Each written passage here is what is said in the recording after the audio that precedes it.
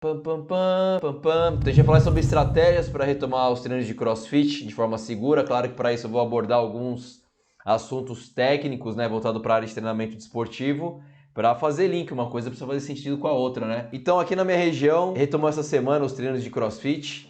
Na verdade, todas as academias, a academia de musculação, os estúdios também retomaram com as devidas precauções aí. E é claro que quando a gente está falando especialmente do CrossFit, porque a aula coletiva é mais complexa, né? Você vai lidar com várias pessoas ao mesmo tempo para fazer o mesmo tipo de tarefa ali. Então quem vem acompanhando as aulas ao longo do tempo vai lembrar que há umas 2 semanas atrás eu falei sobre os princípios básicos de treinamento desportivo. O principal lá, um dos principais, era o princípio da continuidade. Aquele princípio básico que para você melhorar no treinamento desportivo, de acordo, independente do seu objetivo, se é atleta de alto nível, para emagrecimento, para hipertrofia, você precisa ter continuidade naquela programação. E isso foi por água abaixo agora, uma vez que teve essa pandemia, as pessoas ficaram ficaram isoladas em casa, né? Muitas conseguiram treinar, mesmo assim o treinamento não é igual, e a gente vai ver isso ao longo da aula também, né? O mesmo que vinha fazendo na academia com sobrecarga, mas se fez de forma contínua, com certeza minimizou também essa problemática. Mas para poder entender o que é reversibilidade, esse treinamento, eu vou comentar algumas coisas com vocês. E para isso eu vou ilustrar para ficar mais fácil, tá? Então, o princípio da reversibilidade, galera, nada mais é que nosso organismo ele cria uma adaptação com o treinamento, a gente vai treinando, vai melhorando, né? Então, para falar especificamente do CrossFit, que envolve os movimentos cardiovasculares, de força, potência, flexibilidade, agilidade, a mesma que a gente vai treinando, vai desenvolvendo, essas valências físicas vão melhorando, a gente vai desenvolvendo. Só que a gente, quando treina, em treinamento, a gente está treinado, a gente não é treinado. Como assim? Se a gente parar de treinar, o treinamento vai por água abaixo. A gente começa a perder isso de forma gradativa. E cada capacidade física tem um tempo, né, de reação. Umas demoram um pouco mais de tempo, outras desaparecem ou diminuem de forma mais rápida, tá? Então, o que começa a ilustrar isso é o princípio da reversibilidade, que o Homer Simpson pode falar bem aqui. Então, imagina os alunos de vocês lá na academia ou no box de CrossFit, ou especificamente falando de CrossFit, fazendo treinamento de forma contínua desde o final do ano, lá dezembro, janeiro, fevereiro. Então foi melhorando o condicionamento físico, foi emagrecendo, foi aumentando a massa muscular. Então a estética, a cara da continuidade era o Homer Simpson aqui saradão, o Homer Simpson forte. E depois do período da pandemia, agora com a retomada, houve o princípio da reversibilidade, que é realmente reverter esse quadro. Você parou de treinar, de alimentar o sistema, nosso organismo tende a retomar as mídias iniciais. Ao longo das aulas eu vou mostrar aqui até alguns, dependendo da faixa etária, até pior do que quando iniciou o treinamento. Então a reversibilidade nada mais do que a quebra da continuidade. Você vem melhorando e para de treinar, isso é de forma reversível, tá? Então começa a perder para a gente voltar ao patamar inicial. Para não ficarem falando que os Simpsons sempre descobre o que vai acontecer no mundo, tudo que vai acontecer no planeta basta ver Simpson, vou trazer o fato ao contrário, o fato da vida real.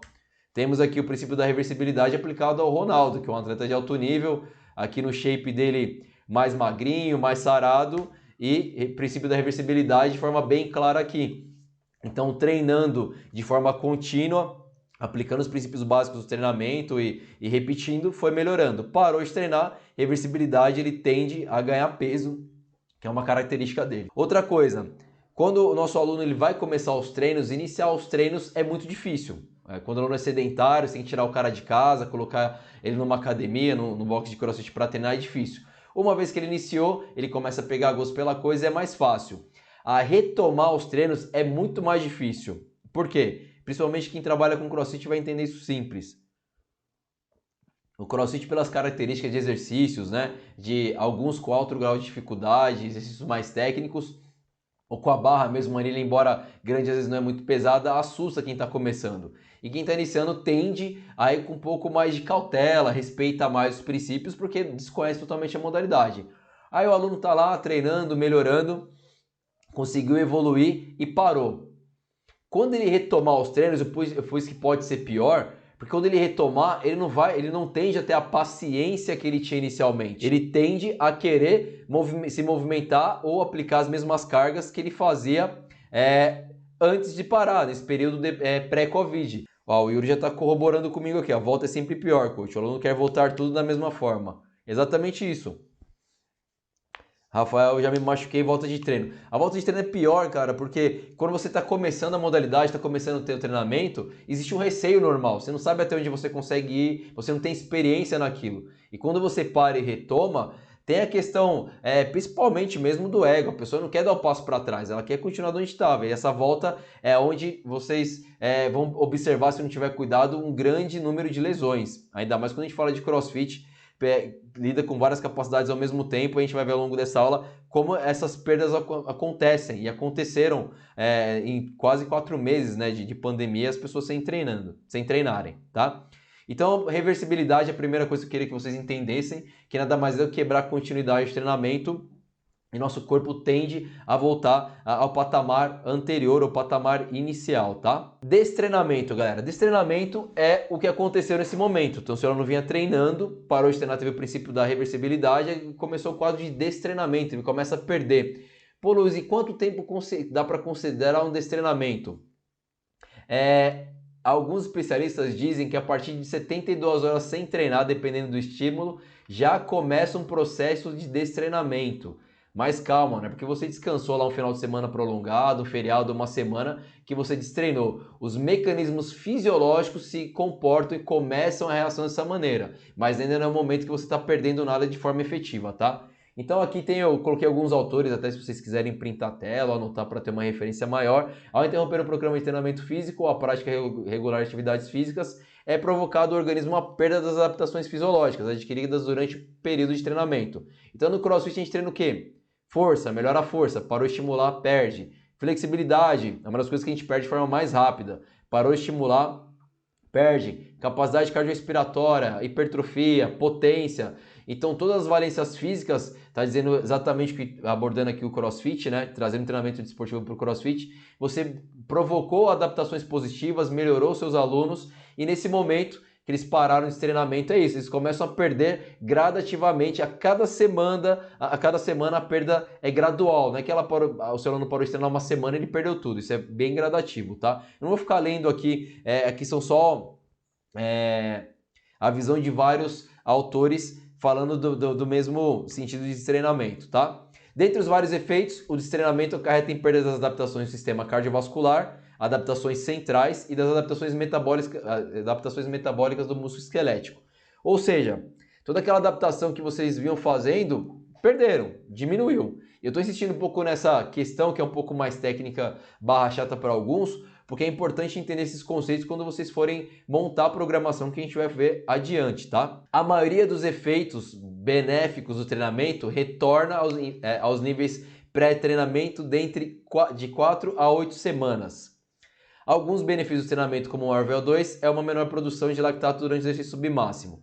Galera, o que está falando aqui? Que de forma geral, de 4 a 8 semanas já existe perdas, você já começa a perder, a sofrer desse treinamento. Depende muito da capacidade. A capacidade que eu já estudei, já vi alguns artigos, vocês podem pesquisar também, que perde mais rápido é a flexibilidade. A flexibilidade aponta alguns estudos que você conseguiu às vezes melhorar lá 20% de flexibilidade em 8 semanas de treinamento. Com 2 semanas de treinamento você perde 10, 12% de flexibilidade. Ou seja, você perdeu mais da metade em pouquíssimo tempo. A flexibilidade é a primeira coisa que vai para o vinagre. Capacidade cardiorrespiratória de 1 a 2 semanas. Perda de hipertrofia, né? Que está treinando também, está melhorando força, mas está gerando hipertrofia, aumento de massa magra. Hipertrofia de 3 a 4 semanas. Força máxima, força pura é uma coisa curiosa e por isso a gente precisa tomar cuidado. Eu li alguns estudos relacionados à força pura, à força máxima, que a gente consegue sofrer até 6 semanas de destreinamento e continuar com a força pura, com a força máxima. Não tem um decréscimo tão substancial. Por que a gente precisa tomar cuidado? O indivíduo perdeu um pouco de hipertrofia lá, diminuiu, perdeu água, porque de repente 3 a 4 semanas você perdeu água, diminuiu o tamanho do seu sarcoplasma lá, diminuiu um pouco a capacidade neuromuscular, beleza. O indivíduo perdeu o VO2 máximo, beleza. Se a força pura dele não perdeu e ele tenta transferir isso para o treino, ele tem vários elementos que dariam uma proteção articular e muscular, como por exemplo a hipertrofia, que não estão em dia. Então ele consegue movimentar uma carga, porém a estrutura já não está pronta depois de 3 a 4 semanas para movimentar essa estrutura. Então lembra que eu falei que até 6 semanas você conseguiria movimentar a mesma carga, fazer a manutenção da força máxima? Então precisa tomar muito cuidado, porque às vezes você vai avaliar o aluno e fala, conseguiu fazer uma repetição máxima com essa carga que eu já fazia, nem perdi. A força máxima ele não perdeu, mas tudo que envolve, toda a estrutura que envolve para ele conseguir executar o exercício com força máxima, teve um decréscimo. Aí só por isso já aumenta o risco de lesão, tá? Então galera, só antes de eu passar o próximo slide, resumindo, parte cardiorrespiratória 2 semanas, hipertrofia 3, 4 semanas, a força pura ela consegue se manter até 6 semanas, então vocês precisam tomar cuidado nesse momento para manusear cargas altas. Na parte de programação eu vou falar de forma mais específica isso, mas percebam que tem armadilhas, flexibilidade, em 2 semanas tem uma queda bem abrupta. Então se você começar a conectar todas as capacidades físicas, eu consigo ter uma força máxima, mas minha flexibilidade já caiu muito. Então se o aluno de repente consegue fazer um deadlift pesado, mas a flexibilidade dele para fazer o movimento já não é mais a mesma. Isso por si só já gera uma maior sobrecarga, aumenta o risco de lesão, tá? Então eu tô falando deadlift para dar um exemplo básico, mas pode pensar qualquer movimento onde vai ser vai manusear uma carga maior, pode ser um agachamento, supino, um press, qualquer coisa que seja. Fora os movimentos ginásticos, né? Que nesse período muita gente ganhou peso, então a carga arrastada do peso corporal vai ser maior e é com menos capacidade, tem menos resistência muscular para isso também. Então algumas variáveis que contribuem diretamente para o destreinamento, né? Fui falando das capacidades físicas, mas vocês, lembrando, vocês estão num box de crossfit, ou trabalhando com cross training, com grupo, vai ter iniciante, intermediário, vai ter avançado, vai ter gente com 20 anos, gente com 30, gente com 50, totalmente misturado. Então, o que vocês precisam tomar mais cuidado? Quais são as principais variáveis? A idade. Lembra que eu falei das capacidades físicas? Eu li um artigo falando sobre estudo para terceira idade, que no CrossFit as pessoas com terceira idade, infelizmente ainda por receio, é uma minoria, mas existem alunos da terceira idade. A terceira idade pode ter um risco na capacidade, uma perda na capacidade cardiorrespiratória. Se treinar, por exemplo, 4 semanas e parar 4 semanas, o nível cardiorrespiratório pode ser menor do que o inicial. Isso acontece só na terceira idade. Então, quer dizer, a pessoa só normalmente não perde e volta ao nível inicial, ela ainda piora um pouco o nível inicial. Jovens atletas de 20, 25 anos, existe uma perda do VO2 máximo também, só que ele é mais gradativo, é uma perda menor. Então você verifica aí atletas de até 8 semanas parado, perde, depois de 3 semanas perde mais ou menos 15 a 20% do VO2, o que é bem significativo. Mas a perda é gradativa e cada vez menor, tá? E vou explicar por que isso acontece. Isso está muito ligado ao tempo de treinamento. Ou seja, quanto mais treinado, quanto mais tempo o seu aluno treinou, quanto maior o histórico de atleta dele, que é a frasezinha da moda, isso faz diferença. Então, se tem um aluno lá que treina CrossFit há 1 ano e se o aluno que tinha 3 meses de CrossFit, os dois perderam, os dois sofreram destreinamento. Porém, o efeito foi maior no aluno que tem menos tempo de treino. Ele perdeu mais rápido do que comparado a quem treinou mais tempo. Isso vale para qualquer modalidade, tá? E o tamanho na redução da carga de treinamento. Lembra que eu falei inicialmente que muitas pessoas continuaram treinando em casa? Tô fazendo o workout do box, tô fazendo o oddzinho lá, tô fazendo os abdominais, flexão, agachamento. Isso minimiza, mas a carga de treinamento nunca vai ser igual ao que o aluno vinha fazendo antes. Então ele de repente fez muito volume de agachamento, trabalhou peso corporal, isso é bacana. O que acontece nesse momento? Para quem era muito sedentário e não fazia nada, até melhorou. Para quem era extremamente treinado, ele só fez, isso só contribuiu para ele perder menos. Se ele for comparar a carga de treino anterior, treinando com cargas altas, um número alto de carga, tempos baixos, pouco descanso, uma carga de treinamento grande, nesse momento, por mais que ele tenha feito treino em casa, nunca vai ser igual. Então ele só minimizou a perda, o que é bacana. Então perceba que o destreinamento está diretamente ligado à idade. Quanto maior a faixa etária, mais agressivo e mais rápido isso acontece, e está ligado também ao histórico de atleta, ao tempo que esse aluno treinava. Então, quanto mais tempo o seu aluno treinava, menos ele perdeu, foi mais gradativo, mais lento, menos ele perdeu no final das contas, quando comparado ao aluno que tem menos tempo.